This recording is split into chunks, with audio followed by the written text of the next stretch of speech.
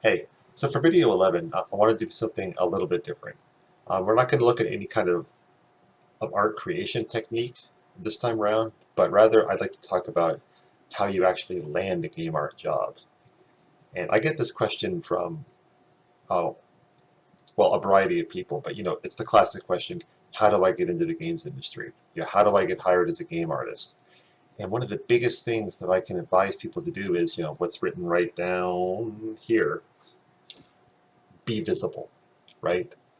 Companies can't hire what they can't see. And so it's critically important to actually be out there showing your art and getting critique from people and posting on social media. So we'll talk a little bit about that. I'll relay a couple of personal stories. And just so you don't have to look at my face the entire time, I'm going to talk over top of,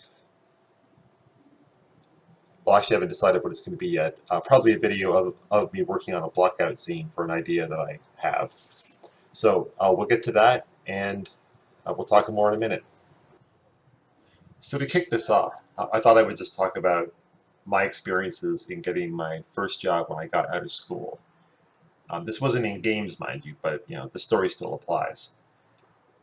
When I originally got out of school, I was a programmer, and there was a local company who did business software downtown who were hiring at the time. So I went down there, and I dropped off my resume and introduced myself. And, the receptionist said thank you, and she said, they'd be in touch and all that. And when I got home, I started thinking about it. And I was like, this company's close by. They're small, which I like. There were like 6 people, I think, at the time. And yeah, I decided that I really wanted that job because it seemed like it was perfect for me. And I also decided that the best way to get that job, as a junior person who has no experience and they have no reason to look at me twice, it would be to make sure they don't forget me. So each Monday, Monday afternoons, I think is what I picked out. I get my suit on and I go down there and I would walk in the front door and say hi to the receptionist and and ask her what's up, with the application process. I wasn't hitting on her, and just you, just to make sure they got that FaceTime each week with me, and they knew that I was really interested. Well, it took about a month, so I went down there 4 times, and the receptionist finally called me up and said they wanted to talk to me. They wanted to have an interview. So I went down there and did the interview with the owner, and pretty much got the job right there. He was like, I mean, he said one of the biggest reasons why they hired me was because of my tenacity, my coming down there, my checking up on things, my staying engaged, and it really impressed him. So he said, despite your lack of experience, you seem like you're fired up and you want this. So, let's give it a shot. And that worked out great for me. I was there for like 8 years, I think, or something.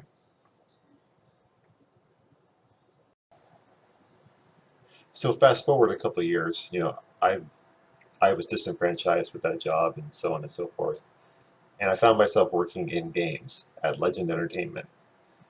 And we just completed the Wheel of Time, and Quake 3 and Unreal Tournament had recently just come out, and so I was very excited about those. So I decided to focus on Unreal Tournament, as a hobby project because I was familiar with Unreal from working on the Wheel of Time, and I made a level for that.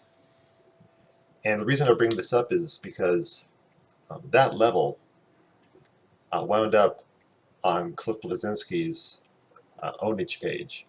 He saw the level get released, he liked it, and he featured it. And that prompted him to contact me because he knew my name from working at Legend, I think, because we had just started doing the pre-pro on Unreal 2 at the time. So he knew my name and saw that level and recognized me. And that caused him to reach out, to see if I was interested in maybe moving down to Epic instead. And so, one thing led to another, and I was at Epic. But again, it's that visibility, right? Had I not made that level, like I wasn't actively looking to move to Epic, it just happened organically. And That's not exactly the same thing we're talking about here, but it does tie into visibility, because if I wasn't visible, this opportunity wouldn't have presented itself, and I wouldn't have been able to take advantage of it. So again, it paid off. Okay, so enough about me. Like, seriously, what does this mean to you as an artist trying to find a job in today's world? Well, to apply the advice in this video and to be visible in today's world means, well, it means social media, basically. And there are a couple of exceptions to that, but on the whole, yeah. The first thing I would suggest people do is, if you haven't already, go to artstation.com and create an account there. It's free, and the presentation of the art is really good. There's large thumbnails, and when you click through the thumbnail, there's huge images inside. It's exactly what you want to show off your art. And and the site's fast. It's just beautiful. And if you go to the main page of ArtStation and go to the new feed, there's a continual stream of art landing on that site all day, every day, pretty much. So it's a fantastic place. There's lots of eyeballs. It's a great place to get noticed, basically.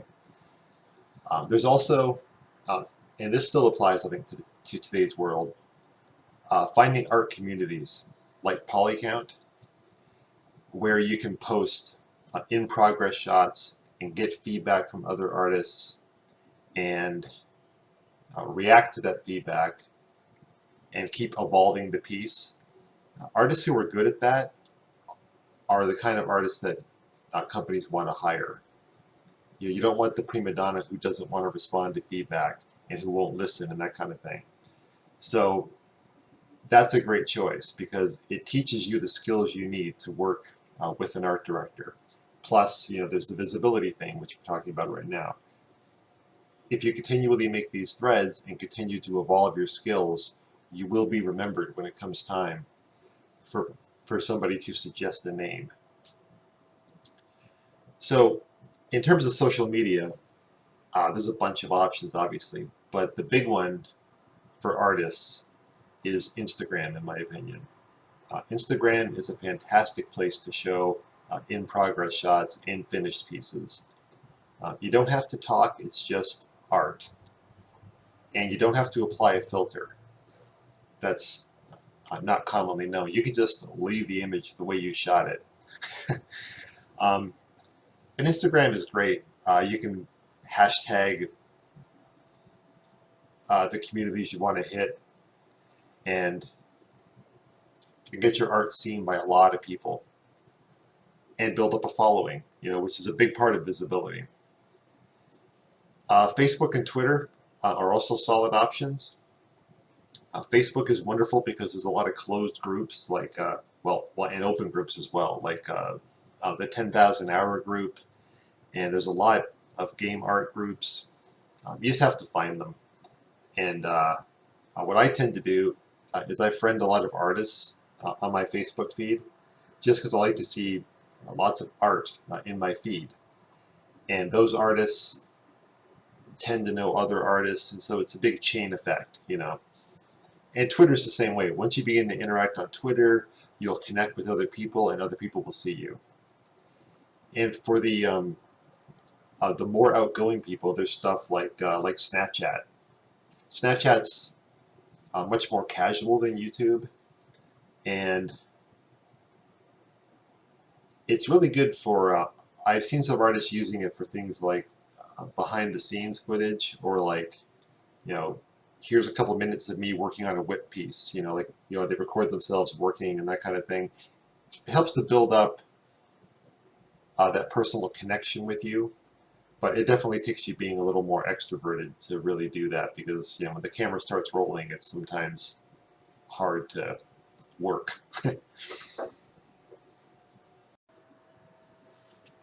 Okay, so what if you hate social media and you really don't want to do any of that crap that I just said?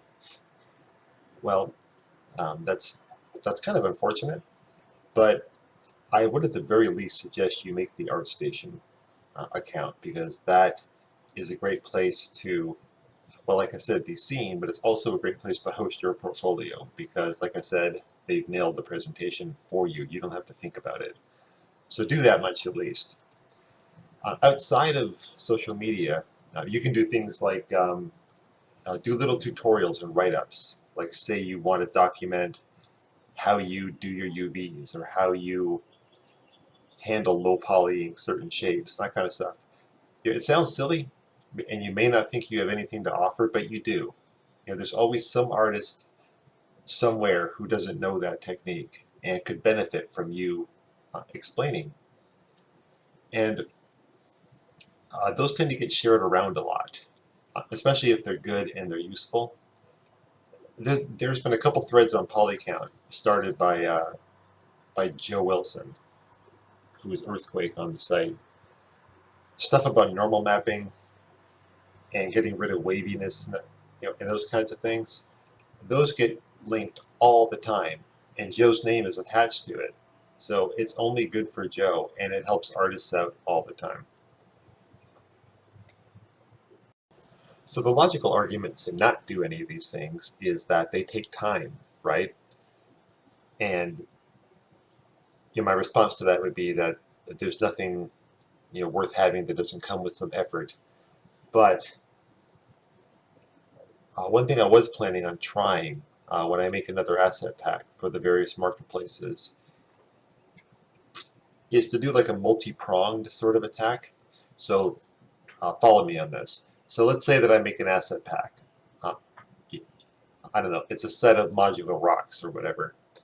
So when you're modeling those rocks, you can be posting whip shots to various social media outlets, to various forums, and gathering feedback, and doing the stuff we said before, reacting to it, improving the rocks as you go.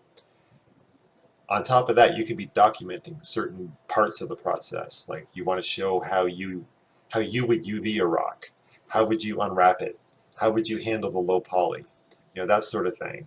And get a bunch of little videos recorded that you can share on Facebook or YouTube or wherever. And then at the end, you post screenshots of the pack to your ArtStation page, as well as put it into the marketplaces. So for the price of doing one asset pack and a little extra effort, you've got some stuff to put. You've gained yourself visibility on forums and social media. You've improved your portfolio at the same time. You've got some tutorials done, or at the very least some process videos that you can, well like this one, that you can talk over if you want to share something verbal, right?